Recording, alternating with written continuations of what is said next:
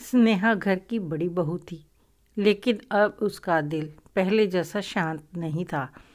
घर में सास बिमला देवी, ससुर हरिशंकर और उसके पति राजेश, देवर संजय, देवरानी कविता और उनके दो बच्चे, बेटा समीर और बेटी नंदिनी थे। स्नेहा के भी दो बच्चे थे, बेटा आर्यन और बेटी परी। हरिशंकर जी सरकारी नौकरी से रिटायर हो चुके थे और अब घर की जिम्मेदारी दोनों बेटों पर थी। लेकिन फ़र्क यह था कि राजेश की आमदनी सीमित थी, जबकि संजय के पास हर सुख सुविधा थी। परिवार में बड़े होने के कारण राजेश और स्नेहा को ही घर का हर अतिरिक्त खर्च उठाना पड़ता था। सास और ससुर की दवाइयाँ, रिश्तेदारों की खातिरदारी, त्योहारों का खर्च और परिवार की बड़ी जिम्मेदारियाँ। लेकिन जब त्याग का वक्त आता तो त्याग सिर्फ राजेश और स्नेहा को ही करना पड़ता था। संजय और कविता अपने हिस्से के खर्चे से साफ बच निकलते।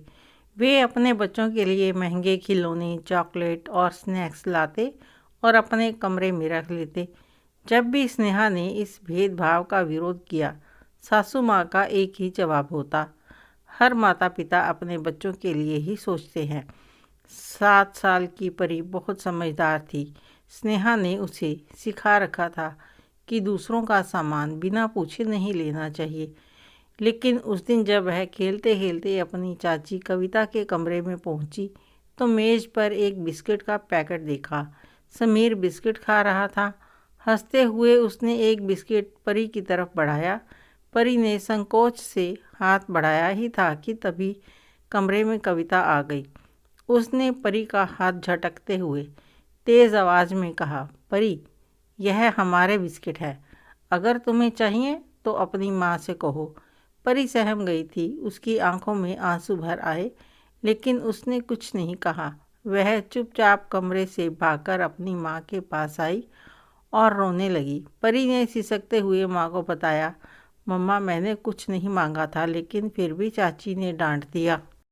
स्नेहा का कलेजा कांप गया।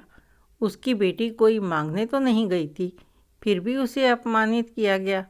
यह सिर्फ एक बिस्कुट की बात नहीं थी, यह भेदभाव था। एक गहरी दरार थी जो इस परिवार में बना दी गई थी। स्नेहा की आंखों में आंसू आ गए, लेकिन उसने बेटी के सामने खुद को कमज़ोर नहीं दिखाया। उसने चुपचाप पर्स में से पैसे निकाले और अपने बेटे आर्यन से कहा कि बाजार से बिस्किट लेकर आए ताकि परी को चुप कराया जा सके।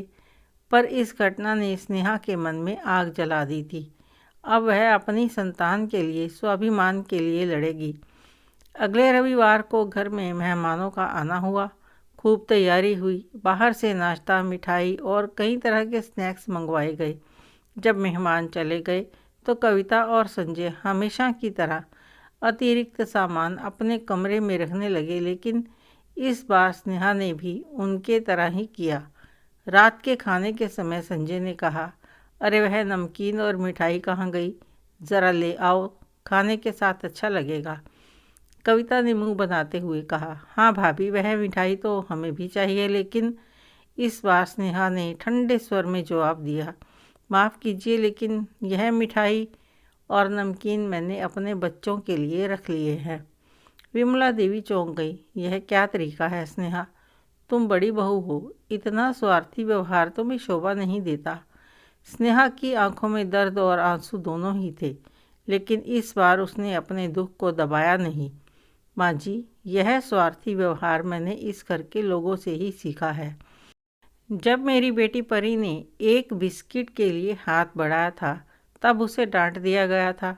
तब किसी को यह गलत नहीं लगा। जब हर चीज़ अपने पराये में बंटने लगे तो मुझे भी अपनी संतान के बारे में सोचना पड़ा। पूरे घर में सन्नाटा छा गया। संजय और कविता को समझ नहीं आया कि क्या कहें। हर किसी को पहली बार एहसास हुआ कि यह परिवार एकता के नाम पर अन्याय कर रहा था। सबको यही उम्मीद थी कि राजेश स्नेहा को डांटेगा, लेकिन उसने कुछ नहीं कहा। वह चुपचाप खाना खाता रहा, जैसे उसने स्नेहा की बात को सुना ही नहीं हो, और वह मौन हो गया। अगले दिन हरिशंकर जी ने परिवार में एक बड़ा फैसला लिया। उन्होंने कहा, आज से घर के खर्चे बराबर बटेंगे, बच्चों के लिए भी कोई भेदभाव नहीं होगा। यह सुनकर कविता भड़क गई। हम किसी के खर्चे नहीं उठाएंगे। अगर हमें बराबर देना पड़ेगा तो हम अलग रहेंगे। विमला देवी ने शांत स्वर में कहा, ठीक है, अगर यही सही लगता है तो अलग हो जाओ, लेकिन फिर हर जिम्मेदारी भी अपनी अपनी होगी। अब संजय और कविता को समझ में आ गया कि स्थिति उनके पक्ष में नहीं रही। गुस्से में उन्होंने घर छोड़ने का फैसला कर लिया।